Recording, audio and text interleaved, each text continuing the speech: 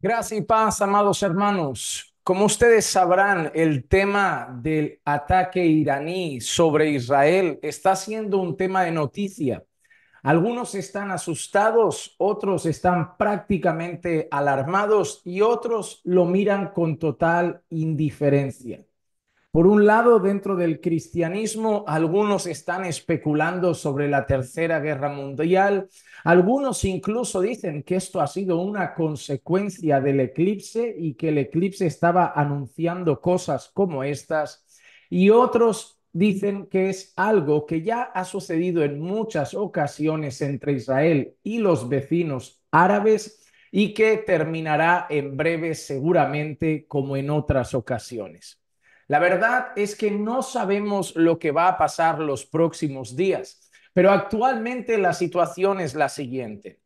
Una gran cantidad de drones se despegaron sobre territorio iraní, perdón, sobre el territorio de Israel de parte del ejército iraní. El Comité de Israel anunció que el 99% de los drones fueron interceptados y que aquellos que llegaron a pasar sobre su área, los daños que causaron fueron meramente superficiales, que no han habido víctimas humanas y no han habido pérdidas significativas a nivel material, a nivel de edificios, a nivel de estructura. Así que ha sido un ataque que no ha tenido una consecuencia más allá de la amenaza que ha repercutido sobre Israel. Después de esto han empezado a movilizarse gabinetes de gobierno de distintos países, porque aunque el daño material causado no haya sido muy grande, saben que ese grito, esa amenaza puede tener como consecuencia una batalla mucho más amplia de la que ahora mismo se estaba llevando a cabo. Así que el territorio ahora de Israel, la zona de sus alrededores, se encuentra a la espera de la reacción de Israel. Todo el mundo ahora está esperando cómo va a reaccionar Israel a este movimiento, a este ataque, aunque no haya causado víctimas humanas. ¿Cómo va a reaccionar el ejército de Israel, la nación de Israel, sobre esto que acaba de suceder? Hay varios escenarios posibles y hay cosas que debemos entender. En primer lugar, ciertos países se juntaron rápidamente y dijeron y condenaron de una manera rotunda lo que Irán ha hecho. En medio de este conflicto, donde hay dos equipos muy claros, aquellos que siguen estando a favor de Israel y aquellos que están a favor de Palestina, en el sentido de que consideran que es desmesurado lo que Israel está haciendo sobre su territorio. Ahora hay gente que se ha puesto de acuerdo en un sentido y es que Irán tenía que haberse quedado quieto. Miran todos hacia Israel. Incluso hay una novedad interesante. Estados Unidos hasta este momento estaba siendo un poquito cauteloso en medio de todo esto. Años atrás se ha sabido que Estados Unidos ha apoyado a Israel en más de una ocasión, pero en este caso estaba un poquito al margen porque también estaba empezando a considerar desmesurada la manera como Israel estaba atacando la zona de Gaza y la cantidad de víctimas civiles y un montón de consecuencias a nivel civil y no militar que estaba teniendo. Entonces Estados Unidos ahora está un poquito delicado en cuanto a sus relaciones con Israel. Sin embargo, esto ha hecho que Estados Unidos vuelva a reivindicarse contra Irán, diciendo que ahora no tendría que haber hecho eso sobre Israel.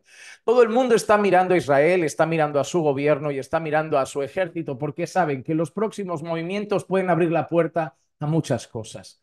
Algunos esperan, por un lado, y estos son los territorios que se barajan, que Israel, en primer lugar, pudiera dejarlo pasar, que Israel dijese, ¿sabes qué? Lo dejo pasar, no ha sido nada, entiendo que no caigo bien a los iraníes, entiendo que Irán no nos soporta, literalmente nos odia y nos aborrece, pero no voy a calentar más el horno y voy a dejar pasar lo que ha sucedido y me voy a seguir centrando en el tema que tengo ahora mismo en los alrededores y en la zona de Gaza.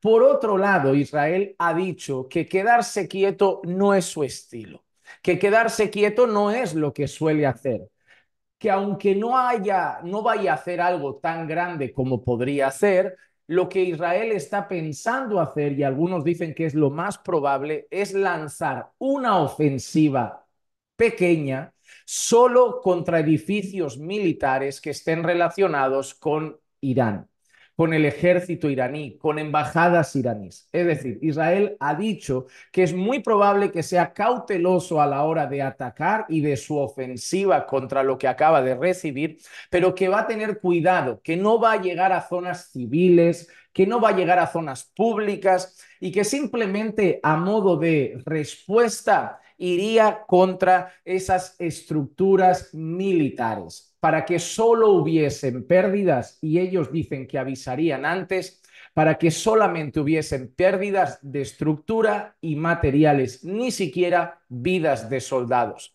De esta manera Israel es como dice, tú has querido tocar nuestra estructura, pero como no ha muerto nadie, yo voy a tocar tu estructura, pero no voy a tocar a la gente.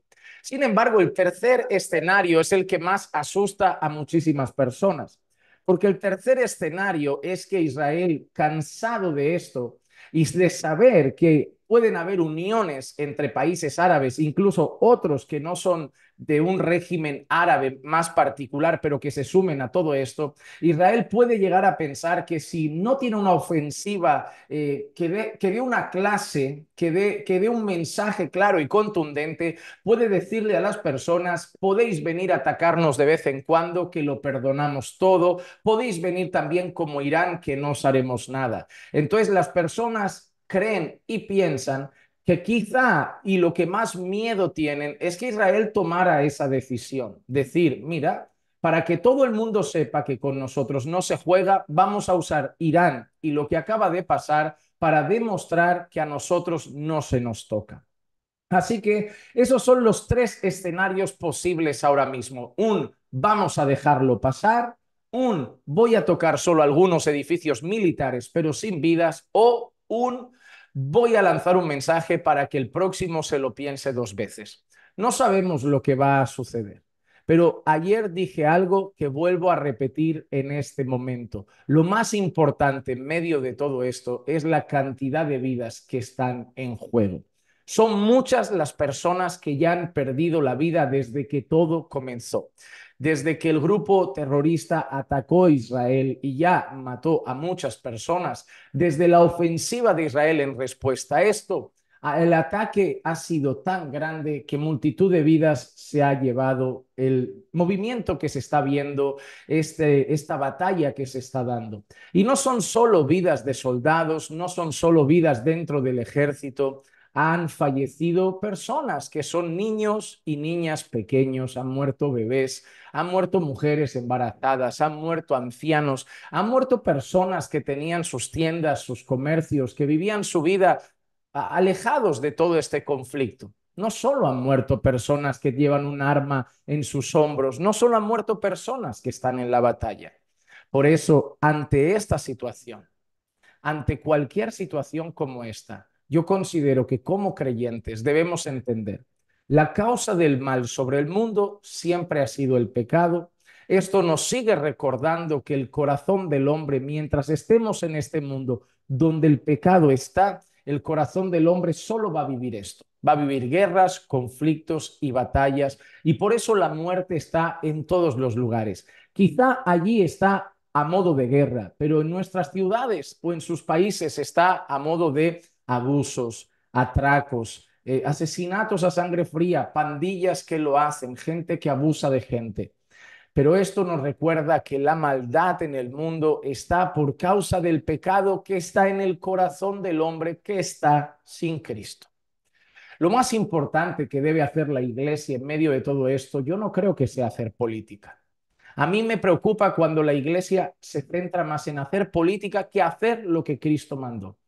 Id y predicad el evangelio a toda criatura. Amados hermanos, nuestro llamado no es hacer política. Yo no digo que no puedas hablar de política, no digo que no tengas una opinión política y es respetable, pero digo que si somos iglesia, somos el pueblo de la gran comisión. Lo que este mundo necesita no es mejor política, este mundo necesita el evangelio. Este mundo necesita el perdón de sus pecados, la redención en Cristo, la reconciliación con el Padre, con el Creador, con Dios mismo. Por lo tanto, nosotros necesitamos anunciar las buenas nuevas de salvación. Así como hice el otro día, les llamo a todos mis hermanos a tener el sufrimiento de las personas en sus oraciones, esperando que Dios tenga compasión y misericordia y que hayan cuanto menos pérdidas, mejor. Que el Señor también tenga compasión y misericordia de los que ya han perdido a seres queridos, pero sobre todo que el Señor levante con valentía a su pueblo. Y aun en medio del dolor y el sufrimiento, que el Señor sea glorificando, alcanzando para salvación a muchas personas. Que esta situación sirva para que muchos lleguen a Cristo. Que esta situación no sirva para que los cristianos peleen por banderas. Que esta situación no sirva para que los creyentes peleen por política. Que esta situación sirva para que los creyentes prediquen el Evangelio y muchas personas sean salvas. Porque tanto en Israel como en Palestina, como en Irán, muchos están muriendo sin Cristo, muchos están luchando sin Cristo y muchos están viviendo sin Cristo. Así que no importa si mueren en esta guerra o después, porque si mueren sin Cristo serán condenados por toda la eternidad. Prediquemos el Evangelio y oremos para que Dios salve a muchos pecadores como nos salvó un día a nosotros.